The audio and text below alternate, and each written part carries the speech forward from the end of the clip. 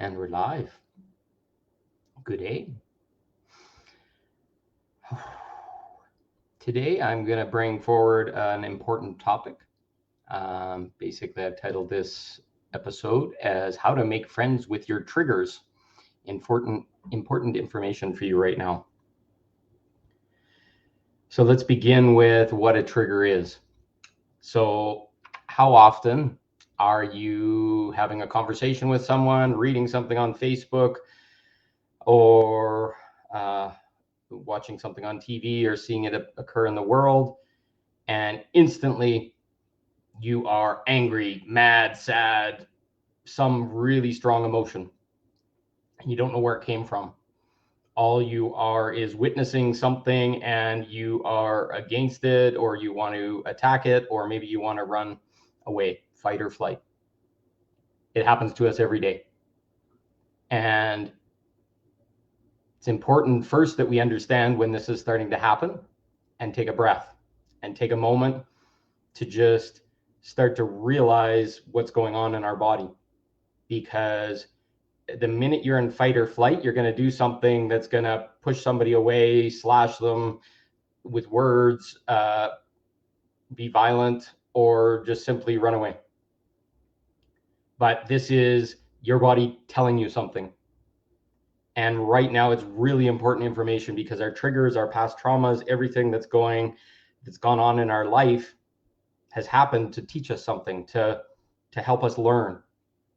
And when we have a trigger, we need to acknowledge it as a really powerful kind of wake-up call.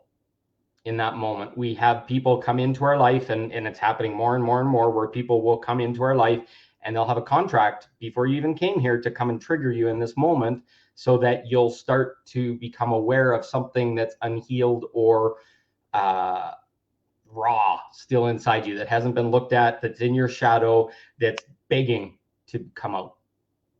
So that energy that we're feeling when we're in our trigger is, think of it as this: when we have a trauma happen, let's say we're breaking up with our girlfriend or our boyfriend, and there's a lot of raw emotions and everybody's just saying stuff to just kind of end it and get it done.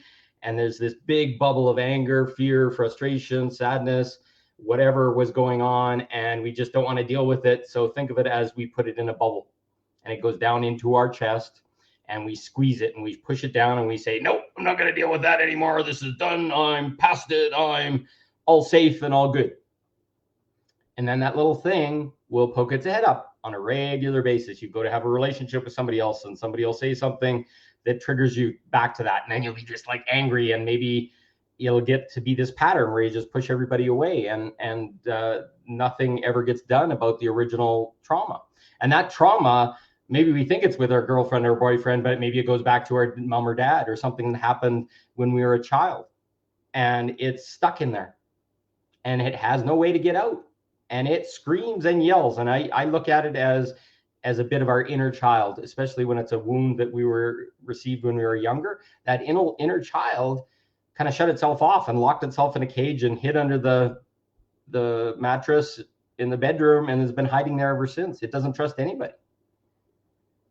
So it screams and yells and has little temper tantrums whenever a trigger comes up.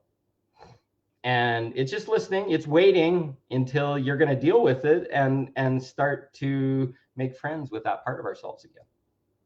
But before we even get to that point, we have to recognize what's going on in our body. It is visceral.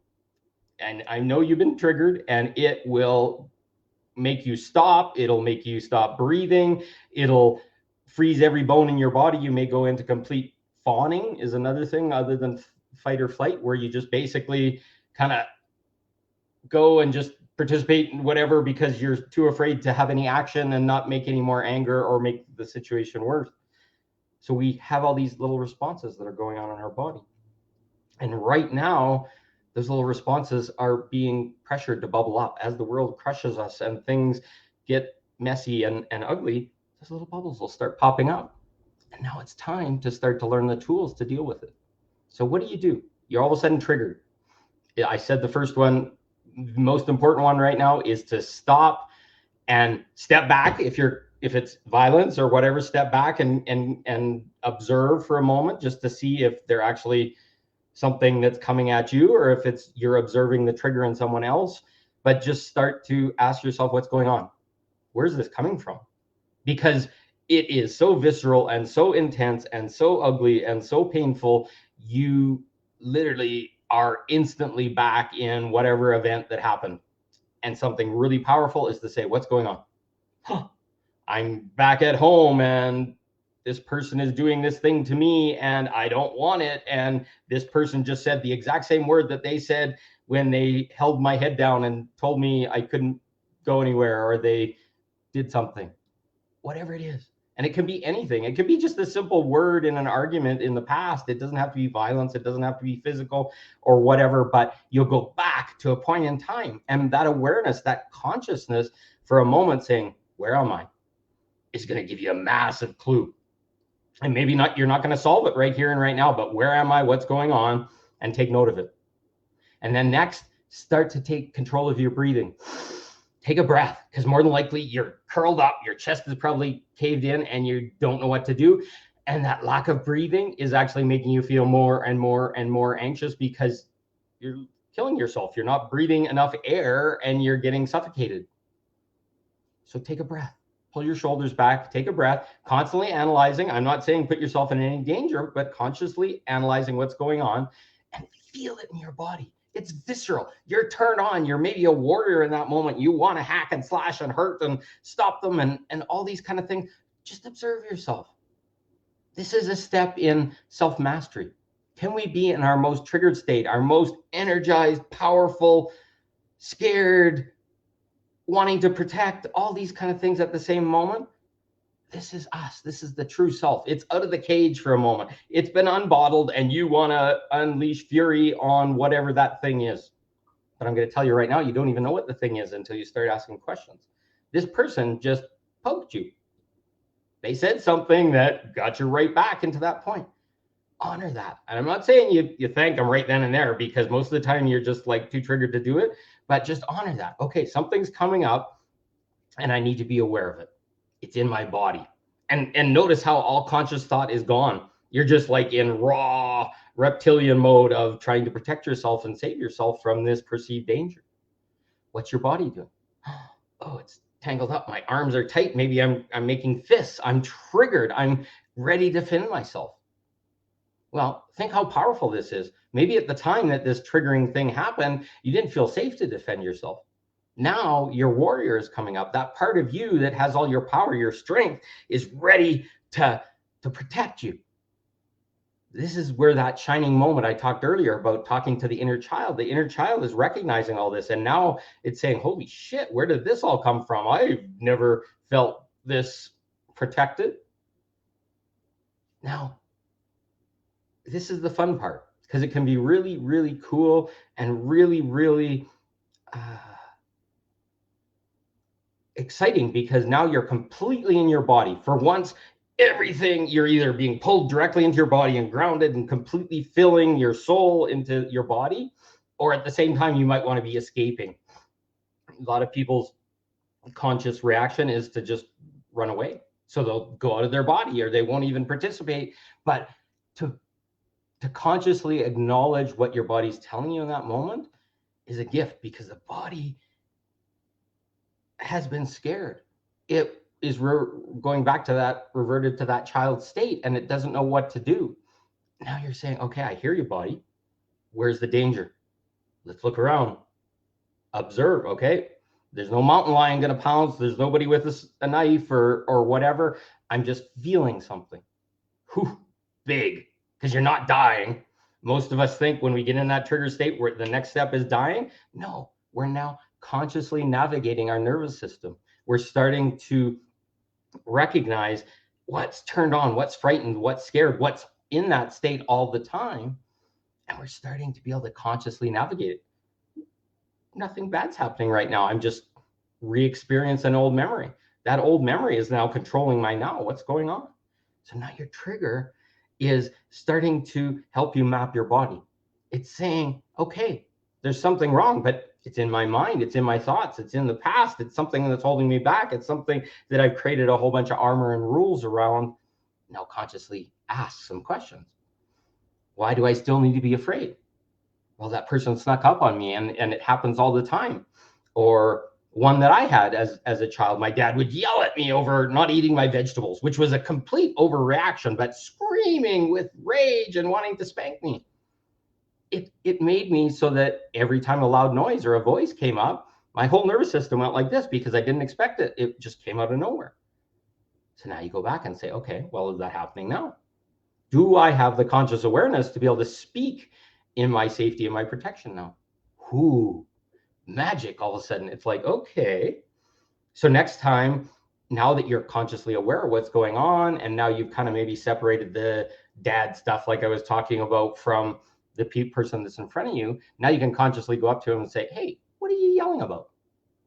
Why are you screaming right now? What's triggering you? And they're like, what?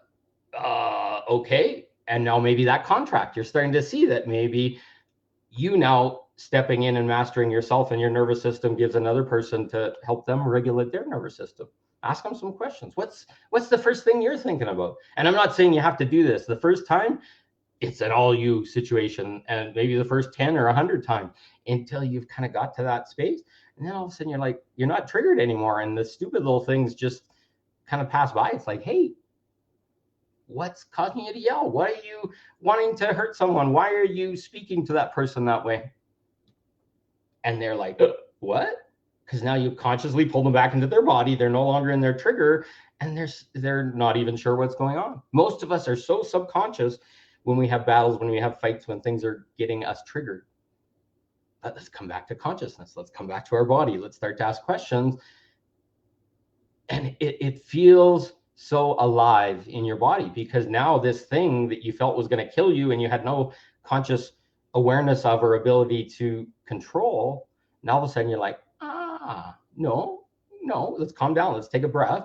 Let's sit with it. And when you have all your power and all your darkness and all that maybe rage coming up, you just sit with it and you realize that that's part of you.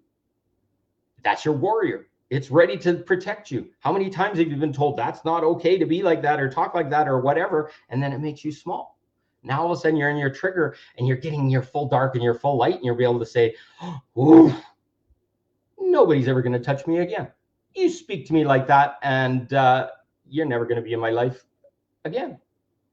So simple. But if you respond in rage and in trigger, and then their trigger is coming at your trigger, it's basically two animals just trying to destroy each other to run away in fear and anger or whatever. But if you're like, this is me, this is all of me, and no one will ever come into my space again, and I'm never going to stand not in my power. The whole grounding, the whole whatever the situation, it'll be just like nobody even understood what caused the bubble, because there's no reason, there's no value, there's no lesson left in that moment. And if somebody's coming at you with that trigger, excuse me, I didn't invite this. I'm happy to talk, but you're not going to speak to me like that. And it takes all the steam out when there's no feeding the fire from both sides or no fuel to go with the spark. The situation grounds rapidly, and both people are clear because there's no lesson, there's no gift. That's what a trigger is. And we're sitting and walking in it all day long. We've got many, many, many gifts about survival and having enough money and all these kind of things and stuff we can't even know what the roots are. But the more and more you can get into your body, sit in your nervous system, be aware of the energies and why they're there, and then start to utilize them from balance and selection. If you're way over here being a good person and trying to please everybody, or you're way over here and angry and want to smash something, there's no balance. Nobody wins. Somebody's going to get a smash for that, or somebody's going to smash you, or God knows what. When you get in the middle, and it's a little wavy line for a little bit, you wobble back and forth. But once you're on the other side of conscious awareness of you no longer letting your subconscious, your armor, your triggers lead the way, you're free. And it's magic. And just try it. And if you ever want to try it, find somebody that's willing to do that. I'd love to do this with people. Just sit down over a Zoom call or whatever, go into triggers and just play with it. It's like, hey, I can go right down into my darkness, not to hurt anybody or whatever, but I can be just like, ah, or I can be, hey, what's going on? And once you get that conscious awareness of your edge and that trigger and what's over that edge, and whether you're okay with it or not, you know yourself. You're in this self-mastery mode, and the magic happens. You can live your life in your power. And that's what these triggers are coming up for every day. But we go into relationships and we get triggered and we're so scared about it. We don't have the tools, we don't have whatever. So we just keep smashing the things we love until we're not worthy. And it's just the self-fulfilling cycle. And then you either hit bottom and rise up again, or everything's gone and you don't want to be here anymore. That's what our world teaches us. It doesn't give us the tools to self-explore, to self-expand, to grow, to be in our power. So I'm going to leave it at that.